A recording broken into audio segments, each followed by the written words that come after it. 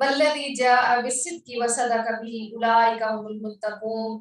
और जो सच्चे दीन को लाए और जिसने उसकी तस्दीक की, यही लोग पास हैं। यानी जो सच को कबूल कर लेते हैं और सच का साथ भी देते हैं। जैसे हज़रत अबू बकर सिद्दीक जो है, उन्होंने नबी सल्लल्लाहु अलैहि वसल्लम की तस्दीक की और उन पर ईमान भी ले आए।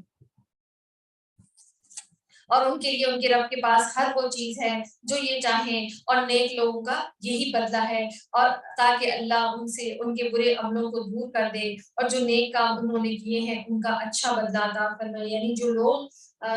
ईमान लाने से पहले अगर उनके कोई गुनाह हो गए थे तो अल्लाह ताला उनके गुनाहों को दूर कर देगा।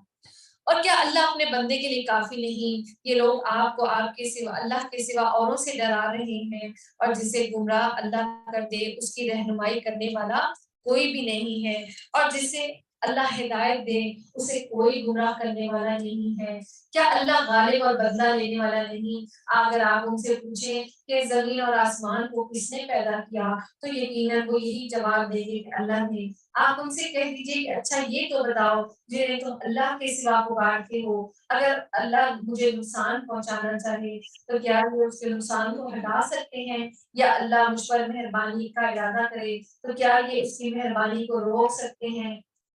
कुल हस्बी अल्लाह अलैहि यतवक्कल मुतवक्किलून, आप कह दें कि अल्लाह मुझे काफ़ी है, तवक्कल करने वाले उसी पर तवक्कल करते हैं। यानी जब भी कोई तकलीफ हो, कोई परेशानी हो, तो हमें भी अ, हस्बी अल्लाह कहना चाहिए। और इसी तरह जब बच्चे भी गिरते हैं ना, तो उनके लिए भी हमें हस्बी अल्लाह कि अल्लाह ताला काफ़ी है।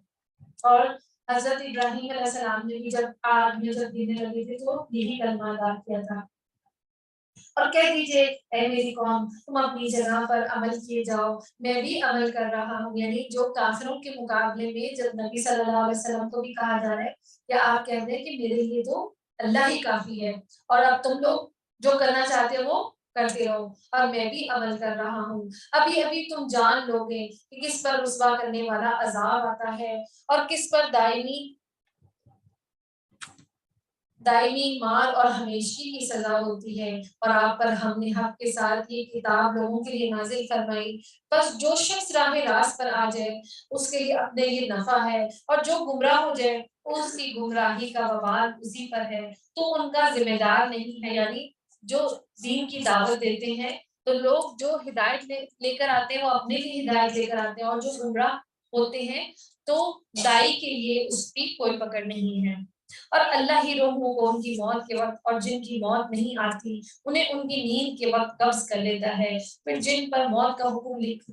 लग चुका है, तो उन्हें रोक लेता है। यानी जब आप सो जाते हैं, तो वो जो सोना होता है, तो उसमें हमारी रूह जो है वो अल्लाह निकाल लेता है, और ये यानी एक छोटी मौत होती है। तो मौत को नींद से तशबीह दी गई है,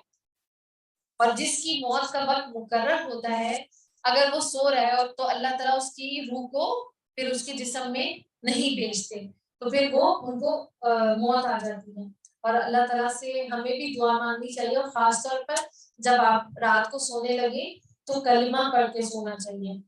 और उसके बाद फिर कलाम नहीं करना चाहिए। यानी आखिरी जो आपकी बात हो सोते वक़्त, तो वो ला इलाहा इल्लल्लाह हो। और एक वक़्त मुकर्रर तक के लिए छोड़ देता है, और यानी जब बार-बार हमारी जो रूह है वो वापस आती है, तो वो फिर जब अल्लाह ने जब उसका मौत का वक़्त होगा, तब तक के लिए उसको अल्लाह छोड़ता रहता है। और गौर करने वालों के लिए उसमें यकीनन बहुत-सी निशानियाँ हैं। और क्या उन लोगों ने अल्लाह के सिवा औरों को भी सिफारिशी मुकर्रर कर रखा है? आप कह दीजिए कि अगरचे वो कुछ भी इख्तियार ना रखते हों और ना अक़ल रखते हों, कह दीजिए कि तमाम सिफारिश का मुख्तार अल्लाह ही है। यानी लिल्लाहि शफ़ाअतु जमीआ, ये सारी जो सिफारिश है वो अल्लाह ही के लिए है। तमाम आसमान और ज़मीन का राज उसी के लिए है। तुम सब उसी की तरफ फेरे जाओगे। जब अल्लाह अकेले का ज़िक्र किया जाए, तो उन लोगों के दिल नफ़रत करने लगते हैं, और जब आखिरत का यकीन नहीं रखते, जब उसके सिवा किसी और का ज़िक्र किया जाए, तो उनके दिल खिलकर खुश हो जाते हैं। यानी जब अल्लाह का नाम लिया जाता है, तो उनके दिल बुझ जाते हैं और नफ़रत करने लगते हैं, और जब ان کے معبودوں کا نام لیا جاتا ہے یا ان کی بات کی جاتی ہے تو اس پہ وہ خوش ہو جاتے ہیں. آپ دیکھیں کہ ابھی بھی مسلمانوں میں بھی کچھ لوگ ہیں تو وہ کیا کہتے ہیں اللہ کی بات کریں گے تو ایون کہ کچھ لوگ تو قرآن بھی نہیں سننا چاہتے. ایک جگہ میں گئی تو وہاں پہ میں نے ان سے حدیث بیان کرنی تھی تو میں نے انہیں کہا کہ میں آپ کو صرف ایک حدیث بتاؤں. انہوں نے کہا یہ حدیث بیان کرنے کا ٹائم نہیں ہے, یہ ایسے نازک معاملات ہیں, یعنی حدیث بھی نہیں سنی. تو میرے ساتھ میری کولیگ تھی تو انہوں نے کہا تم ان کو پیار سے سمجھاتی. میں نے کہا کہ یہ حدیث سننا نہیں چاہتی تو میری بات کی کیا کرنی ہے. تو وہ انہوں نے نہیں سنی. اور اب جب ان کی یہ جو باتیں ہوتی ہیں یا علی اور مشکل کشا اور پتہ نہیں کیا کیا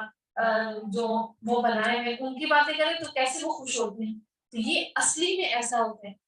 اور اسی طرح جو لوگ آپ دنیا کی باتیں کریں گے تو وہ بہت خوش ہو جائیں گے کہ یہ لوگ تو بڑے ماڈرن ہیں. جہاں آپ نے دین کی کوئی اللہ کی بات کی تو وہاں پہ ان کا دھیان جو ہے وہ بڑھ جاتا ہے. تو اللہ تعالیٰ ہم سب کے لیے بھی آسانیاں فرمائے. تو آپ یہ دیکھیں کہ آپ کا دل کس بات سے خوش ہوتا ہے, اللہ کی بات سے خوش ہوتا ہے یا دنیا کی بات سے خوش ہوتا ہے. آپ کہہ دیجئے اے اللہ آسمان اور زمین کے پیدا کرنے والے, چھپے کھلے کے جاننے والے, تو ہی اپنے بندوں میں ان امور کا فیصلہ فرمائے گا جن میں وہ الجھ رہے ہیں. یعنی اللہ کے بارے میں جو وہ جگڑتے تھے تو اللہ تعالیٰ فیصلہ فرما دے گا. اگر ظلم کرنے والوں کے پاس وہ سب کچھ جو روئے زمین پر ہے اور اس کے ساتھ اتنا ہی اور بھی وہ بدترین سزا کے بدلے میں قیامت کے دن سب کچھ دے دیں, یعنی زمین دے دیں اس کے بدلے اور بھی زمین دے دیں, تو اللہ تعالیٰ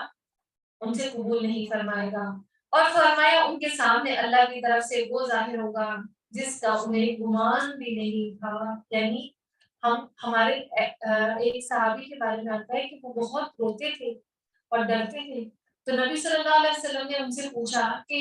حدیث کا مفہوم ہے کہ کیا بات ہے. تو انہوں نے کی آیت کی تلاوت کی وَبَدَا لَهُم مِّنَ اللَّهِ مَا لَمْ يَكُونُوا يَحْتَسِبُونَ, یعنی ان کو یہ ڈر لگتا ہے کہ کہیں ہماری جو نیکیاں ہم کرتے ہیں تو کہیں ایسا نہ ہو جو ہم نہیں کرتے اور وہ ہمارے حساب کتاب میں شامل ہو جائے. جیسے ہم نے نیکی کی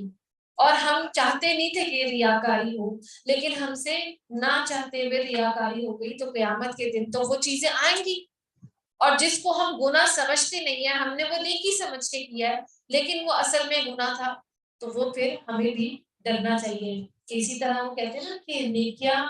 وہ جو تھیلی ہے اس میں سوراخ ہے. آپ سمجھ رہے ہیں کہ آپ نے تو بہت نیکیاں کر لی اور آپ کو پتہ ہی نہیں کہ آپ کی تھیلی میں آپ کے دل میں وہ جو ہے وہ ریاکاری تھی اور وہ سوراخ تھا, تو وہ ساری چیزیں ضائع ہو گئی اور کچھ بھی آپ کے ہاتھ میں نہیں آیا. تو اللہ تعالیٰ ہم سب کے لیے آسانیاں فرمائے اور اللہ وہ ظاہر نہ کرے جس کا ہم گمان رکھتے ہیں. اللہ اپنی حسن ظن ہمارے لیے عطا فرمائے اور اپنی شان کے مطابق ہمیں عطا فرمائے اور رحم فرمائے. اور جو کچھ انہوں نے کیا تھا اس کی برائیاں ان پر ظاہر ہو جائیں. ہمارے گناہ تو شاید بہت لیکن ہم اللہ سے امید رکھتے ہیں, اور جس کا وہ مذاق کرتے تھے وہ انہیں آگ گھیرے گا. یعنی جو عذاب کے بارے میں وہ جھگڑتے تھے اور مذاق کرتے تھے. انسان کو جب کوئی تکلیف پہنچتی ہے تو ہمیں پکارنے لگتا ہے, پھر جب ہم اسے اپنی طرف سے کوئی نعمت عطا فرما دے تو کہنے لگتا ہے یہ تو مجھے قابلیت کی وجہ سے دیا گیا, بلکہ یہ آزمائش ہے. لیکن ان میں سے اکثر لوگ بے علم ہیں, ان سے اگلے بھی یہی بات کر چکے ہیں, بس ان کی کارروائی ان کے کچھ کام نہ ہے. اور پھر ان کی ہوئی تمام برائیاں ان پر آ پڑی, اور ان میں سے جو گناہ گار ہیں ان کی ہوئی برائیاں بھی اب ان پر آ پڑیں گی اور ہمیں وہ ہرا دینے والے نہیں ہیں. اور کیا انہیں یہ معلوم نہیں کہ اللہ جس کے لیے چاہے روزی کشادہ کرتا ہے اور تنگ بھی. ایمان لانے والوں کے لیے اس میں نشانیاں ہیں. یعنی اللہ کے رزق میں یہ جو آتے ہیں کہ اللہ اپنے نافرمانوں کو زیادہ رزق دے دیتا ہے, تو یہ بھی اللہ کی کوئی مشیت ہے کہ وہ اپنی دین سمجھ رہے ہیں اور سمجھتے ہیں کہ ہم جب وہ اللہ کے چنے ہوئے بندے ہیں. تو اللہ تعالیٰ نے جو بھی جس کو دیا ہے اس کی روزی پر مطمئن ہو جانا چاہیے کیونکہ وہ بہتر جانتا ہے. اور اسی طرح میں نے ایک میرا یہ تجربہ ہے آپ کہہ لیں کہ یعنی جو ایک بندہ غریب ہوتا ہے نا تو کچھ سالوں کا ہوتا ہے وہ غریب, لیکن اللہ ضرور اس کو بعد میں اس کی نسلوں کو امیر کر دیتا ہے. اور اسی طرح جو بہت امیر ہوتا ہے نا تو ضرور اس کو اللہ تعالیٰ اس کی نسلوں کو یا اس کے آگے آنے والوں کو غریب بنا دیتا ہے. تو یہ اللہ کی یہ جو دن ہے یہ پھیرے جاتے ہیں. کوئی خوش ہے آج تو کل کوئی غمگین ہے, کل کوئی غمگین ہے تو اس دن کل آگے آنے والے دن میں وہ خوش ہوگا. تو یہ ایک سرکل چلتا رہتا ہے. اور آپ دیکھیں اب جو دور ہے جو بہت امیر تھے, جو اسکول والے تھے, لیٹ سپوز اس کی مثال آپ کو بتاتی ہوں کہ جن لوگوں نے بہت زیادہ اسکول کھولے ہوئے تھے اور وہ بڑا ان کا ایک دور چل رہا تھا پیسوں کا, تو جب لاک ڈاؤن ہو گیا تو یہی لوگ جو ہے وہ سڑکوں پر آ گئے اور جو ہے نا وہ پریشان ہو گئے کہ اب تو ہمارا سارا سسٹم ختم ہو گیا. تو اسی طرح آپ یوں سمجھ لیں کہ جو غریب تھے وہ جو ریڑھی لگاتے تھے, جو دودھ بیچتے تھے, تو ان کی جو ہے وہ روزی کا اللہ تعالیٰ نے اس کو جلا کے رکھا کیونکہ وہ کھانے پینے کا سسٹم نہیں بند ہوا. تو اسی طرح جو آپ یوں سمجھ لیں کہ جب قربانی آتی ہے تو جو کسائی ہیں, کسائی پورے سال اس طرح نہیں ان کی وہ ہوتی, تو قربانی کے دور میں ان کی بہت بکری ہو جاتی ہے اور ان کے اوزار ہیں اور ان کو اجرت پہ زیادہ. پھر اسی طرح جب گرمی آتی ہے تو یہ اے سی وغیرہ, تو یہ دور جو ہے وہ چلتا رہتا ہے. اللہ کچھ سال جو ہے کچھ مہینے روزی دیتا ہے, کچھ مہینے کم کر دیتا ہے, تو یہ بھی اللہ کی مشیت ہے. ٹھیک ہے. قل یا عبادی الذین اسرفوا علی انفسہم, اور میری جانب سے کہہ دو اے میرے بندو جنہوں نے اپنی جانوں پر زیادتی کی, تم اللہ کی رحمت سے نا امید نہ ہو, بالیقین اللہ سارے گناہوں کو بخش دے گا اور واقعی وہ بڑی بخشش اور بڑی رحمت والا ہے. اور اسی طرح اس کی شان میں آتا ہے کہ کچھ لوگ جو تھے وہ جب ایمان لانے سے پہلے بہت زیادہ کفر کرتے تھے اور شرک کرتے تھے اور زنا کرتے تھے اور قتل بھی کرتے تھے, یعنی اپنے بچوں کا بھی جو کا ہے نا بیٹیوں کو قتل کرتے تھے. تو اس کے بارے میں آتا ہے کہ وہ لوگ پوچھتے تھے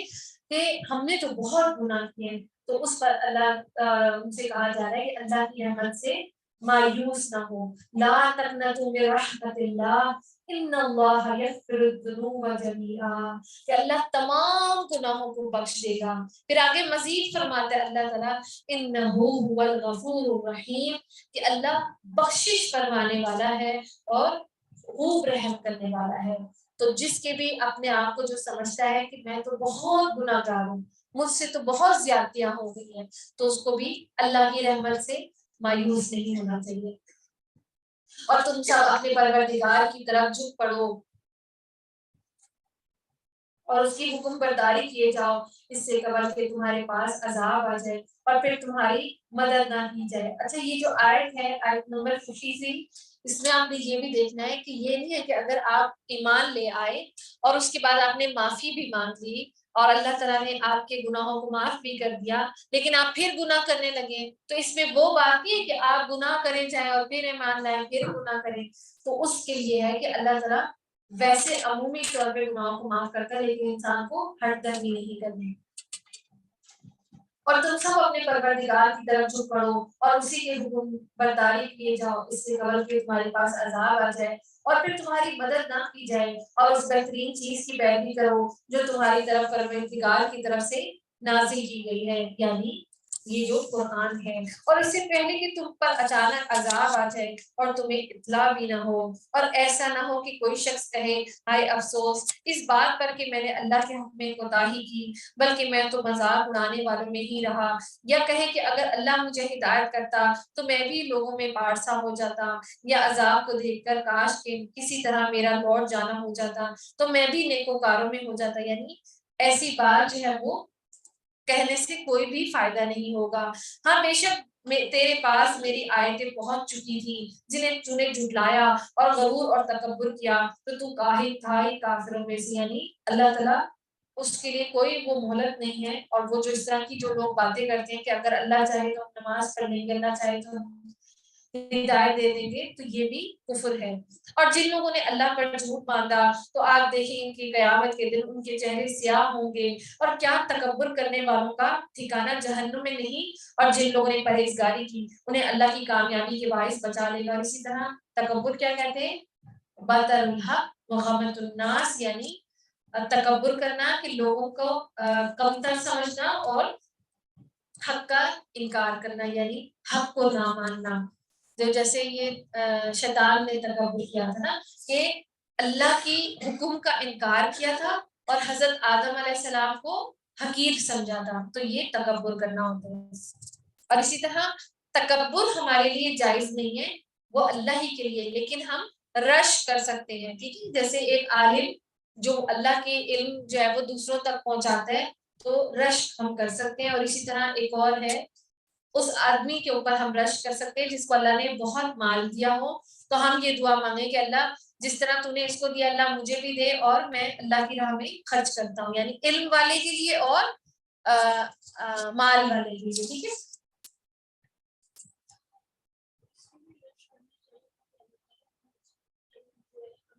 جی جی جی، یہ دونوں چیزیں جائز ہے، یعنی اللہ اس کو علم دیا ہے جو اللہ کی راہ میں لوگوں کو اللہ کی باتیں بتاتا ہے، اور جو مال جس کو دیا ہے تو وہ لوگوں میں خرچ کرتا ہے، تو ہم اس کے لیے کہہ سکتے ہیں اللہ اس کو بھی دے اور ہمیں بھی دے۔ اور جن لوگوں نے پرہیزگاری کی اللہ ان کی کامیابی کے پاس بچا لے گا، انہیں کوئی برائی چھو بھی نہیں سکے گی اور نہ وہ کسی طرح غمگین ہوں گے۔ اور اللہ ہر چیز کا پیدا کرنے والا ہے اور وہی ہر چیز پر نگہبان ہے، آسمان اور زمان کی کنجیوں کا مالک وہی ہے۔ جن جن لوگوں نے اللہ کی آیتوں کا انکار کیا اور وہی خسارہ پانے والے ہیں۔ آپ کہہ دیجئے اے جاہلو، کیا تم مجھ سے بھی اللہ کے سوا اوروں کی عبادت کا کہتے ہو؟ یقیناً یعنی جو اہل مکہ تھے تو وہ نبی صلی اللہ علیہ وسلم کو کہتے تھے کہ آپ جو ہے وہ کچھ دن ہمارے معبودوں کی عبادت کر لیں اور کچھ دن جو ہے وہ ہم آپ کے اللہ کی عبادت کر لیں گے، تو اس کے لیے منع فرما دیا۔ یقیناً تیری طرف بھی، اور اسی طرح وہ سورت ہے نا قل یا ایھا الکافرون کہ میں اس کی عبادت نہیں کرتا جن کی تم عبادت کرتے ہو، لیکن تیری طرف بھی اور تجھ سے پہلے کے تمام نبیوں کی طرف بھی وحی کی گئی، اگر تو نے شرک کیا تو بلا شبہ تیرا عمل ضائع ہو جائے گا، یعنی نبی صلی اللہ علیہ وسلم کو کہا جا رہا ہے کہ اگر وہ نبی صلی اللہ علیہ وسلم نے بھی شرک کیا یا ان لوگوں کی عبادت کر لی جن کا اہل مکہ ان سے کہتے ہیں مطالبہ کرتے ہیں، تو اللہ کے نبی کے تمام اعمال ضائع کر دیے جائیں گے اور بالیقین تو ضیاءکاروں میں سے ہو جائے گا، بلکہ تو اللہ ہی کی عبادت کر اور شکر کرنے والوں میں سے ہو جا۔ اور ان لوگوں نے وما قدر اللہ حق قدرہ، اور ان لوگوں نے جیسی قدر اللہ کی کرنی چاہیے تھی نہیں کی۔ ساری زمین کی قیامت کے دن اس کی مٹھی میں ہوگی اور تمام آسمان اس کے داہنے ہاتھ میں لپیٹے ہوں گے، اور اللہ کے دونوں ہاتھ جو ہے وہ سیدھے ہیں۔ اور اسی طرح حدیث میں آتا ہے ایک یہودی عالم نبی صلی اللہ علیہ وسلم کی خدمت میں آیا اور کہا ہم اللہ کی بابت کتابوں میں یہ بات پاتے ہیں کہ قیامت والے دن آسمانوں کو اللہ ایک انگلی پر اٹھا لے گا اور زمین کو ایک انگلی پر اور درختوں کو ایک انگلی پر اور پانی اور تری کو ایک انگلی پر، یعنی خشکی کو، اور تمام مخلوقات کو ایک انگلی پر رکھ لے گا اور فرمائے گا میں بادشاہ ہوں۔ آپ صلی اللہ علیہ وسلم نے مسکرا کر اس کی تصدیق کی اور فرمایا وما قدر اللہ حق قدرہ کی تلاوت فرمائی، یعنی کہ اللہ تعالیٰ تمام دنیا کو اپنی ایک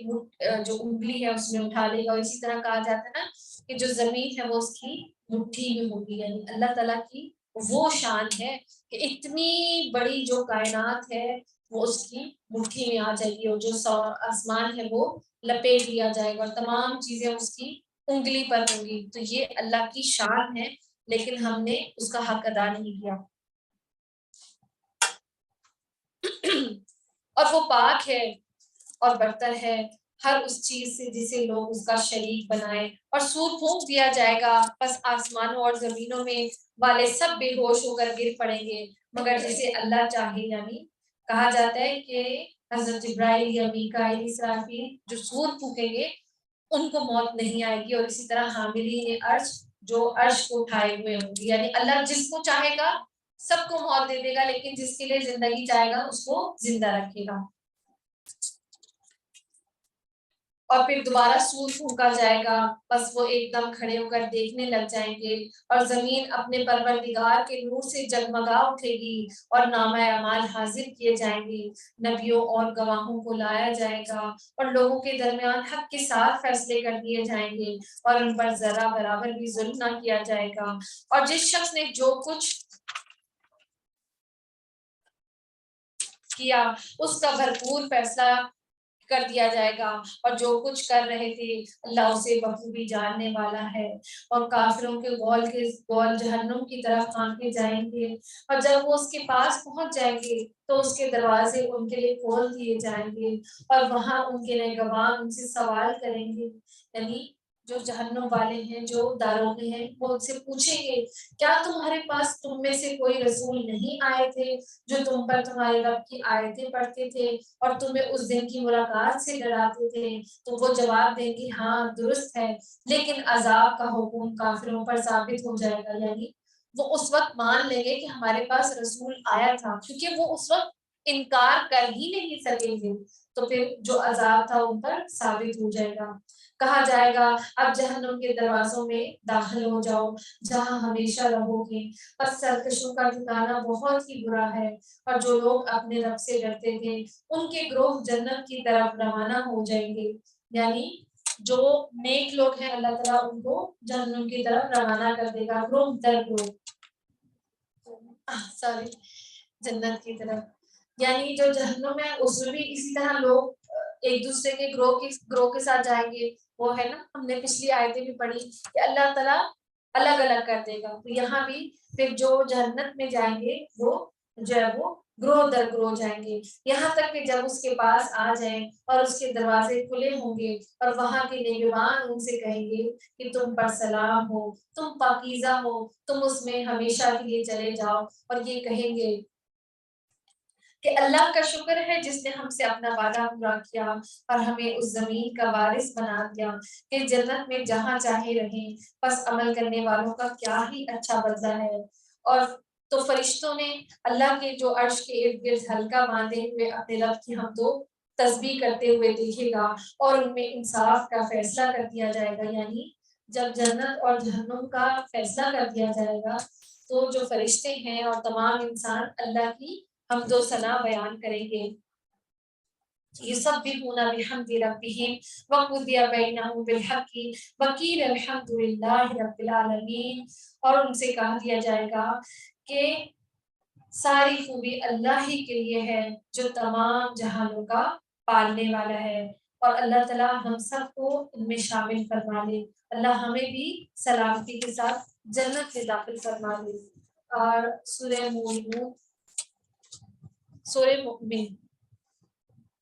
اور اسی کو سورہ طول بھی کہتے ہیں، یعنی اس میں فراخی اور جو ہے نا وہ اس کی بات کی جا رہی ہے۔ سورہ غافر، ہاں سورہ غافر بھی کہتے ہیں۔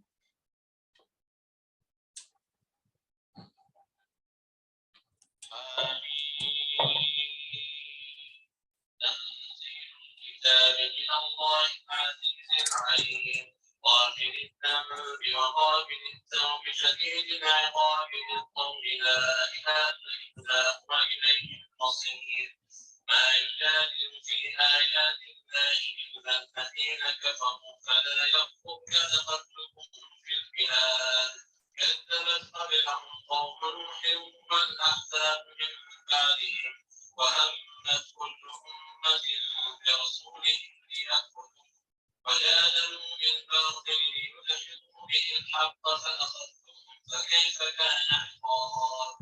وكذلك حقت كلمة ربك على الذين كفروا أنهم أصحاب النار الذين يحملون العرش ومن حوله يسبحون بحمد ربهم ويؤمنون به ويستغفرون للذين آمنوا ربنا وسعت كل شيء رحمة وعلما فاغفر للذين تابوا واتبعوا سبيلك وقهم عذاب الجحيم ربنا وأدخلهم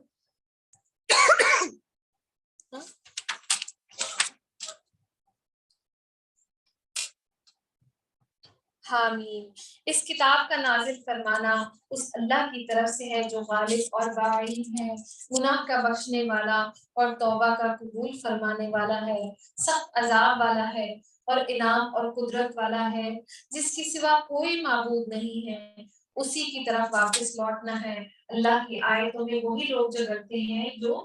کفر کرنے والے ہیں۔ بس ان کا شہروں میں چلنا پھرنا آپ کو دھوکے میں نہ ڈالے، اور قوم نوح نے اور ان کے بعد کے گروہوں نے بھی جھٹلا دیا، اور ہر امت نے اپنے رسول کو گرفتار کر لینے کا ارادہ کیا اور باطل کے ذریعے کج بحثیاں کی تاکہ ان سے حق کو بگاڑ دیں۔ بس میں نے ان کو پکڑ لیا، سو میری طرف سے کیسی سزا ہوئی۔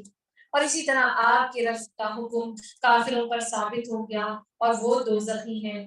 الذین یحملون العرش، اور عرش کے اٹھانے والے اور اس کے آس پاس کے فرشتے اپنے رب کی تسبیح ہم کے ساتھ ساتھ کرتے ہیں اور اس پر ایمان رکھتے ہیں اور ایمان لانے والوں کے لیے استغفار کرتے ہیں۔ اور آپ دیکھیں حدیث کا مفہوم ہے کہ جو بندہ اپنے بھائی کے لیے کسی چیز کی دعا کرتا ہے کہ اللہ تعالیٰ اس کو بخش دے، اس پر رحم کر دے یا اس کو کوئی چیز عنایت فرمائے، تو جو فرشتے ہیں پھر اللہ تعالیٰ کے لیے اس سے دعا مانگتے ہیں کہ اللہ جو یہ اپنے بھائی کے لیے مانگ رہا ہے تو اس کو اس سے پہلے عطا فرما دے۔ یعنی جو فرشتے ہیں وہ مغفرت کی بھی دعا کرتے ہیں اور مومن بندوں کے لیے، اور اسی طرح جو لوگ کسی مریض کی عیادت کرتے ہیں تو اس کے لیے فرشتے 70,000 فرشتے اس کے لیے دعائیں مغفرت کرتے ہیں۔ تو پھر ہمیں کیونکہ وہ جو معصوم ہیں ان کی دعائیں اللہ قبول فرماتا ہے، تو ہمیں بھی کیا کرنا ہے کہ ہمیں اپنے بھائیوں کے لیے، بہنوں کے لیے، ان کے لیے دعا مانگنی ہے تاکہ فرشتے پھر ہمارے لیے دعا مانگے۔ اور کہتے ہیں، اور اسی طرح تمام جو مخلوق ہے، ان کے سمندر کی مچھلیاں اور جو چیزیں ہیں وہ بھی دعا مانگتی ہیں اور کہتے ہیں کہ اے ہمارے پروردگار، تو نے ہر چیز کو اپنی بخشش اور علم سے گھیر رکھا ہے، بس تو انہیں بخش دے جو توبہ کریں اور تیری راہ کی پیروی کریں، اور تو انہیں دوزخ کے عذاب سے بچا لے۔ اور اسی طرح نبی صلی اللہ علیہ وسلم نے فرمایا کہ مجھے یہ اجازت دی گئی کہ میں اللہ کے عرش کو اٹھانے والے فرشتوں میں سے کسی فرشتے کے بارے میں بیان کروں کہ اس کے کان کی لو کی سے کندھے تک کے درمیان کا فاصلہ 700 مسافت جتنا ہے۔ یعنی آپ دیکھیں کان کی جو لو ہے اور اس کا کندھے سے جو راستہ ہے، فاصلہ ہے، وہ اتنے سال ہے کہ جتنا آپ 700 سال تک چلتے جائیں تو صرف اس کا یہاں تک کا فاصلہ کور کریں گے۔ اللہ کی شان ہے۔ اور اسی طرح حدیث میں آتا ہے اللہ تعالیٰ رحمت نازل کرتے ہیں اور اس کے فرشتے اور تمام اہل و زمین اور آسمان پر، یہاں تک کہ چونٹیاں بھی اس اپنے سوراخ میں سے، اور مچھلیاں اور اتنی مخلوق اس شخص کے لیے دعائیں خیر کرتی ہیں، اس کے لیے جو بھلائی کی باتیں سکھاتا ہے، یعنی جو نیکی کی راہ دکھاتا ہے۔ اور اسی طرح کچھ لوگوں کے بارے میں نے سنا تھا کہ کچھ لوگ جو ہے نا سفر کے مہینے میں جو وہ کچھ آٹا یا کوئی چیز مچھلیوں کو ڈلوا دیتے ہیں، تو یہ کرنا ٹھیک نہیں ہے، یہ جو ہے نا وہ غلط ہے۔ لیکن یہ دیکھیں حدیث سے ثابت ہے نا، اگر ہم نیک کام کرتے ہیں تو وہ تو آلریڈی ہمارے لیے دعا کر رہی ہیں، تو ایسے جو ہے نا وہ اللہ تعالیٰ مچھلیوں کے ذریعے بھی دعا کروا دیتا ہے۔ اور اے ہمارے رب، اور تو انہیں ہمیشگی والی جنتوں میں لے جا جن کا تو نے ان سے وعدہ کیا، اور ان کے بعد دادوں اور بیویوں اور اولادوں میں سے بھی جو ان کو نیک عمل کر جن کے نیک عمل ہیں، یقیناً تو بہت غالب اور باحکمت ہے۔ یعنی اللہ تعالیٰ ہمیں، اگر ہمارے ماں باپ نیک ہیں، ہمارے باپ دادا، تو اللہ تعالیٰ جنت میں ہم سب کو ملا دے گا۔ اور کہا جاتا ہے کہ جس کو بہت بڑا درجہ دیا جائے گا اور اگر اس کی اولاد کو چھوٹا درجہ دیا جائے گا تو اللہ تعالیٰ جو اولاد ہے ماں باپ کو نیچے نہیں لے کے آئے گا بلکہ اولاد کو ہی ان کے ساتھ اوپر کر دے گا۔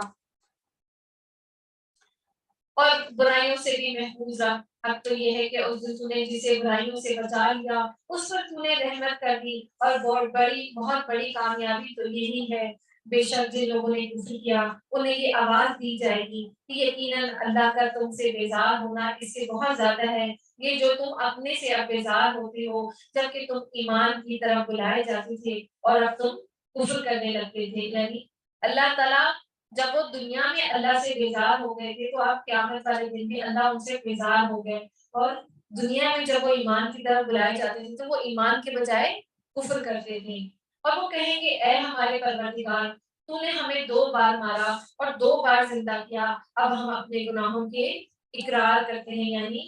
جس طرح جو حضرت آدم علیہ السلام کے وہ جو نطفہ ہے تو اس وقت وہ مردہ تھا، اور اسی طرح مرد کے لیے آپ سمجھیں کہ جو اسپرمز ہوتے ہیں وہ اس وقت مردہ ہیں، جب رحم میں چلے جاتے ہیں تو اس وقت اللہ تعالیٰ ان کو زندگی دے دیتا ہے. اور اسی طرح رحم کے بارے میں آتا ہے کہ اللہ وہ بندہ جو ہے وہ بچہ اس وقت پیدا نہیں ہوتا، یعنی جب دنیا میں زندگی میں آتا ہے تو وہ اس کی پیدائش ہے. تو یہ اسی طرح ہے کہ 2 بار پیدا کرنا اور 2 بار مارنا. اور اسی طرح دنیا میں جو زندہ ہوتا ہے اس کے بعد اللہ تعالیٰ اس کو مارتا ہے، پھر اس کو زندہ کرے گا قیامت والے دن، تو وہ بھی اللہ کی یہ دوبارہ زندگی ہے. تو اب وہ اپنے گناہوں کے اقراری ہیں. تو کیا اب کوئی نکلنے کی بھی راہ ہے؟ یہ عذاب تمہیں اس لیے ہے کہ جب صرف اکیلے اللہ کا ذکر کیا جاتا تو تم انکار کر جاتے تھے، اور اگر اس کے ساتھ کسی کو شریک کیا جاتا تھا تو تم مان لیتے تھے. بس اب فیصلہ اللہ بلند و بزرگ کا ہی ہے.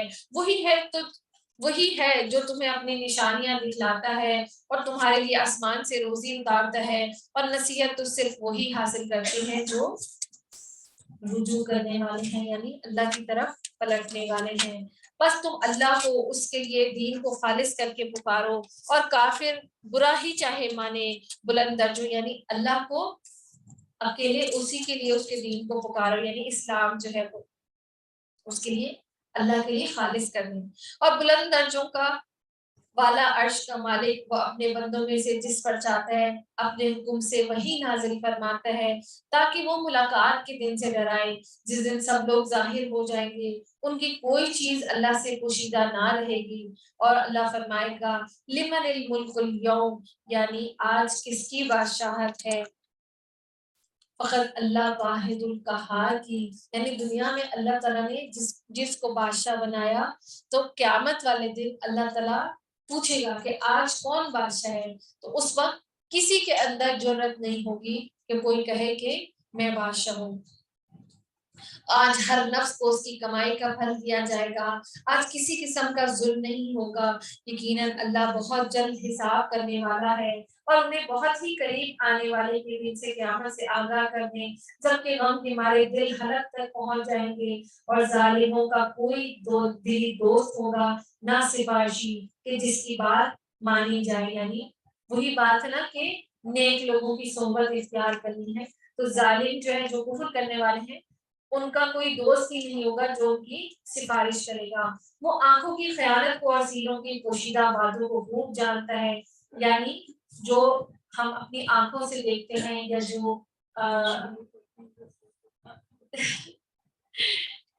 جو ہمارے دلوں کے راز ہیں، اللہ تعالیٰ خوب جانتا ہے. اور اللہ ٹھیک ٹھیک فیصلہ کر دے گا اس کے سوا جنہیں یہ لوگ پکارتے ہیں، اور کسی چیز کا بھی فیصلہ نہیں کر سکتے. بے شک اللہ خوب سنتا ہے اور خوب دیکھتا ہے. اور کیا یہ لوگ زمین میں چلے پھرے نہیں کہ دیکھتے نہیں جو لوگ ان سے پہلے تھے ان کا انجام کیسا ہوا. وہ قوت و طاقت کے اور زمین میں اپنی یادگاروں کے اعتبار سے ان سے بہت زیادہ تھے، یعنی جیسے قوم فرعون اور قوم عاد.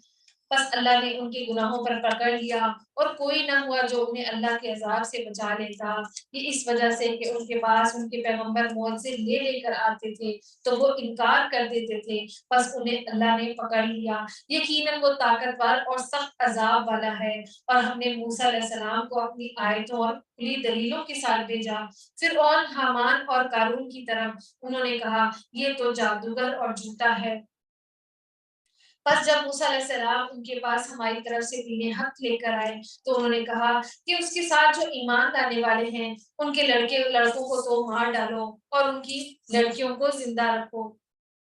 اور کافروں کو جو ہیلا سازی ہے وہ غلطی ہی میں ہے. تو فرعون نے کہا مجھے چھوڑ دو کہ میں موسیٰ کو مار ڈالوں. یعنی ہو سکتا ہے کہ فرعون حضرت موسیٰ علیہ السلام کو مارنا چاہتا تھا، لیکن کچھ لوگ تھے حضرت موسیٰ علیہ السلام کے حمایت کرنے لگے کہ اس کو نہ مارو. تو اس کے لیے فرعون نے کہا کہ تم لوگ مجھے چھوڑ دو، اور اسے چاہیے کہ اپنے رب کو پکارے. مجھے تو ڈر ہے کہ کہیں تمہارا دین نہ بدل ڈالے یا ملک میں کوئی بڑا فساد برپا نہ کر دے. اور موسیٰ علیہ السلام نے کہا میں اپنے اور تمہارے رب کی پناہ میں آتا ہوں ہر اس تکبر کرنے والے شخص سے جو روز حساب پر ایمان نہیں رکھتا. یعنی اللہ تعالیٰ کی انہوں نے امان حاصل کر لی. اور ایک مومن شخص جو نے جو فرعون کے خاندان میں سے تھا اور اپنا ایمان چھپائے ہوئے تھا، کہا کہ کیا تم ایک شخص کو محض اس بات پر قتل کرتے ہو کہ وہ کہتا ہے کہ میرا رب اللہ ہے اور تمہارے رب کی طرف سے دلیلیں لے کر آئے ہیں؟ اور آپ دیکھیں کہ اب بھی مسلمانوں کو لوگ صرف اسلام لانے کی خاطر مار دیتے ہیں، حالانکہ بہت ساری دنیا میں ایسے فرقے بن گئے ہیں، کوئی کسی کو پوج رہا ہے، کوئی کسی کو پوج رہا ہے، اس کو کچھ نہیں کہہ رہی، لیکن جو اللہ کے اوپر آتا ہے، اسلام لے کر آتا ہے، اس کی جان کے درپے ہو جاتے ہیں۔ تو اس وقت بھی فرعون نے ایسے ہی کیا، تو اللہ تعالیٰ نے ان کی حمایت میں اسی کی قوم میں سے یعنی خپتی قوم میں سے ایک جو ایمان جس نے چھپایا تھا تو وہ حمایت کرنے لگا، اور اگر وہ جھوٹا ہو تو اس کا جھوٹ اسی پر ہے، اور اگر وہ سچا ہو تو جس عذاب کا وہ تم سے وعدہ کر رہا ہے اور وہ کوئی نہ کوئی تم پر آ پڑے، اللہ کی رہبری نہیں کرتا جو حد سے گزر جانے والا ہو اور جھوٹا ہو۔ اے میری قوم کے لوگوں، آج تو بادشاہت تمہاری ہے کہ اس زمین پر تم غالب ہو، لیکن یعنی وہ اپنی قوم کو مخاطب کرنے لگا کہ اللہ کے عذاب سے ڈر جاؤ، لیکن اگر اللہ کا عذاب ہم پر آ گیا تو کون ہماری مدد کرے گا؟ فرعون بولا، میں تو تمہیں وہی رائے دے رہا ہوں جو خود دیکھ رہا ہوں، اور میں تمہیں بھلائی کی راہ ہی بتلا رہا ہوں۔ یعنی آپ دیکھیں جو فساد کرنے والے بھی ہوتے ہیں وہ سمجھتے ہیں کہ ہم ٹھیک کام کر رہے ہیں، تو اس نے کہا کہ میں وہی کر رہا ہوں جو مجھے ٹھیک لگتا ہے، اور اس مومن نے کہا، اے میری قوم کے لوگوں، مجھے تو اندیشہ ہے کہ تم پر بھی ویسا ہی روز نہ آئے جو پہلی امتوں پر آیا ہے، اور جیسے امت نوح اور عاد اور سمود اور ان کے بعد والوں کا حال ہوا، اور اللہ اپنے بندوں پر کسی طرح ظلم نہیں کرتا۔ اور اے میری قوم، مجھے تم پر ہانک پکار کے دن کا بھی ڈر ہے، یعنی جو حشر کا جو دن ہے، جس دن تم پیٹ پھیر کر لوٹو گے، تمہیں اللہ سے بچانے والا کوئی بھی نہیں ہوگا، اور جسے اللہ گمراہ کر دے اس کا کوئی ہادی نہیں، فما لہ من ہاد، اس کو کوئی ہدایت دینے والا نہیں۔ اور یقیناً اس سے پہلے تمہارے پاس یوسف دلیلیں لے کر آئے، یعنی جو مصر ہے تو اس میں حضرت موسیٰ علیہ السلام سے پہلے اب وہ اللہ تعالیٰ نے حضرت یوسف علیہ السلام کو بھی مصر میں اس طرح بھیج دیا تھا نا کنان سے، تو اس کے بارے میں بھی وہ دیکھی اس کو کتنی نالج ہے کہ اس کو یہ بھی پتا ہے کہ قوم نوح کو بھی عذاب دیا گیا تھا، اور اس طرح قوم عاد، قوم ثمود، تو وہ کتنی دلیل سے بات کر رہے ہیں۔ تو اس نے کہا پھر بھی تم ان کی لائی ہوئی دلیل میں شک اور شبہ ہی کرتے رہی، یہاں تک کہ جب ان کی وفات ہو گئی تو کہنے لگے ان کے بعد تو اللہ کسی رسول کو بھیجے گا ہی نہیں۔ اس طرح اللہ گمراہ کرتا ہے ہر اس شخص کو جو حد سے بڑھ جانے والا اور شک اور شبہ کرنے والا ہے، جو بغیر کسی سند کے جو ان کے پاس آئی اللہ کی آیتوں میں جھگڑتے رہتے ہیں، اور اللہ مومنوں کے نزدیک یہ تو بہت بڑی بھاری بیزاری کی چیز ہے، یعنی جو یہ بات کرتے ہیں تو یہ بہت ہی بیزاری ہے۔ اللہ اس طرح ہر ایک مغرور سرکش کے دل پر مہر لگا دیتا ہے، یعنی اب اللہ تعالیٰ نے پھر فرعون کے بھی مہر لگا دی تھی۔ اور فرعون نے کہا، اے حامان، میرے لیے ایک محل بنا، شاید کہ میں ان دروازوں تک پہنچ جاؤں جو آسمان کے دروازے ہیں، اور موسیٰ کے معبود کو جھانک لوں، اور بے شک میں سمجھتا ہوں وہ جھوٹا ہے۔ یعنی جو موسیٰ جب اس کو یہ ہوا کہ میں یہ مجھے ماننے بھی نہیں دے رہے، تو اچھا چلو ٹھیک ہے، وہ جو ہے نا پہلے بھی آیتوں میں ہم نے پڑھا تھا کہ میں مٹی کو پکا کر میرے لیے ایک محل تعمیر کرو کہ میں جھانک لوں، اور بے شک میں سمجھتا ہوں کہ وہ جھوٹا ہے۔ اور اس طرح فرعون کی بدکرداریاں اسے بھلی دکھائی گئی اور راہ سے روک دیا گیا، اور فرعون کی ہر ہیلا سازی تباہی میں ہی رہی۔ اور اس ایماندار شخص نے کہا، اے میری قوم کے لوگوں، تم سب میری پیروی کرو، میں نیک راہ کی طرف تمہاری رہبری کروں گا۔ اور اے میری قوم، یہ حیات دنیا متاع فانی ہے، یقین مانو کہ قرار اور ہمیشی گھر تو آخرت ہی ہے۔ جس نے گناہ کیا اس کو اس کا برابر کا بدلہ دیا جائے گا، اور جس نے نیکی کی خواہ وہ مرد ہو یا عورت اور وہ ایماندار ہو، تو یہ لوگ جنت میں جائیں گے اور وہاں بے شمار روزی پائیں گے۔ اور اے میری قوم، کیا بات ہے کہ میں تمہیں نجات کی طرف بلا رہا ہوں اور تم مجھے دوزخ کی طرف بلا رہے ہو؟ تم مجھے یہ دعوت دے رہے ہو کہ میں اللہ کے ساتھ کفر کروں، یعنی وہ جو لوگ تھے وہ اس کو کہنے لگے کہ